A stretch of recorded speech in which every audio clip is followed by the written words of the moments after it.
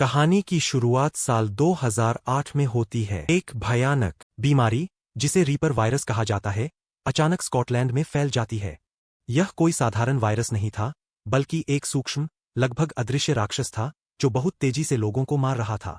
Glasgow में virus के साथ साथ डर भी तेजी से फैलने लगा। न तो इसकी कोई दवा थी और न ही कोई वैक्सीन। पहले ही हफ्ते में हजारों लोग मारे गए।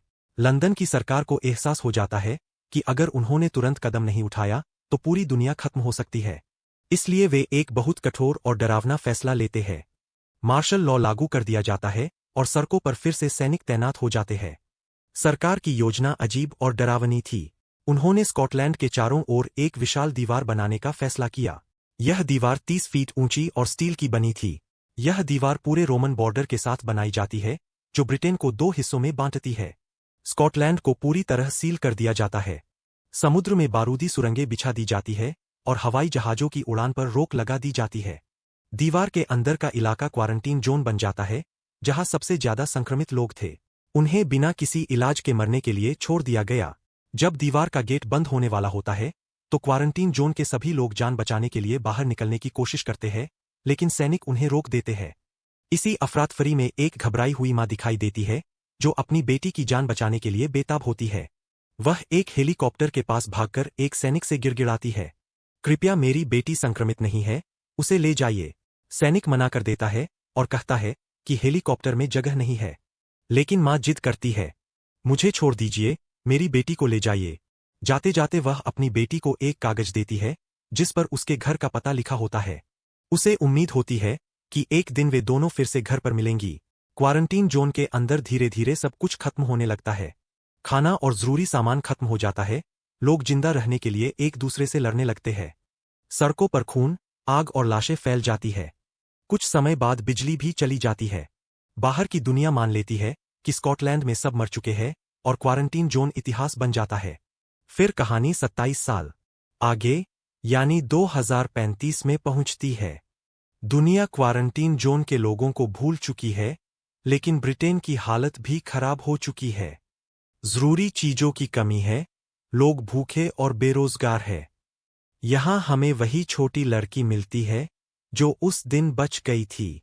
उसका नाम ईडन है और अब वह डोमेस्टिक सिक्योरिटी फोर्स में मेजर बन चुकी है। वह एक बेहद कुशल सैनिक है।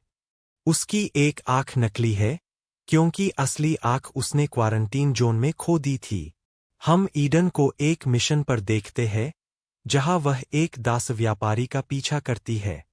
वहां उसका साथी बंधक बना लिया जाता है और गलती से उसे गोली लग जाती है। ईडन बिना दया किए दास व्यापारी को मार देती है। मिशन के बाद वह अपने बॉस चीफ नेल्सन से मिलती है। वह बहुत उदास होती है और अपनी मां द्वारा दिया गया पुराना पता देखती है। वह नेल्सन से कहती है कि उसे अपनी मां का चेहरा तक याद नहीं है। वह घर उसी क्वारंटीन जोन में है, जहां जाना मना है। नेल्सन उसे हिम्मत देता है। इसी बीच खबर आती है कि रीपर वायरस फिर से लंदन में फैलने लगा है। लोग मरने लगे हैं। सरकार घबरा जाती है। तभी एक अधिकारी कैनारिस एक भयानक साजिश का खुलासा करता है।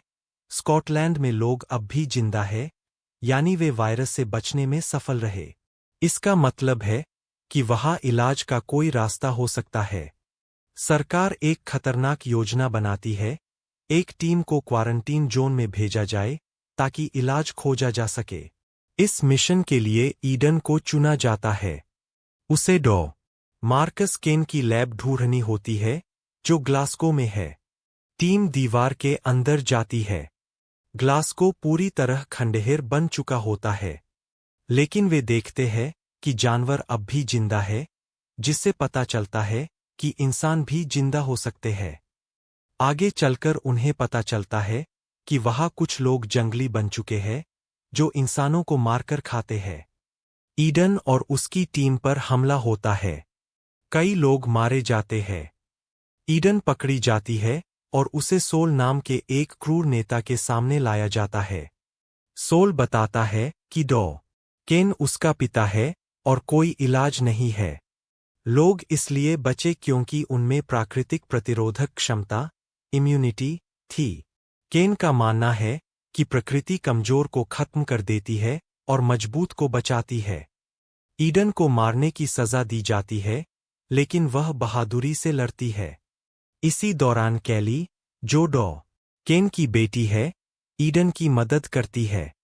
वे भाग निकलते हैं और एक पुरानी बेंटले कार से दीवार की ओर भागते हैं।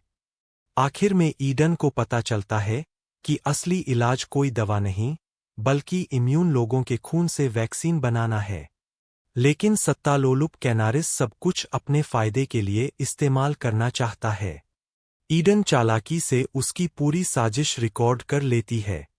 अंत में कैनारिस बेनकाब हो जाता है, वैक्सीन बनती है और लोगों की जान बच जाती है। ईडन क्वारंटीन जोन में ही रहने का फैसला करती है, क्योंकि वही उसका असली घर है। पोस्ट क्रेडिट सीन में दिखाया जाता है कि ईडन सोल का सिर लेकर उसके गिरोह के पास जाती है। सोल मर चुका होता है, और चूंकि ईडन ने उसे हराया था, वही अब उनकी नई नेता बन जाती है।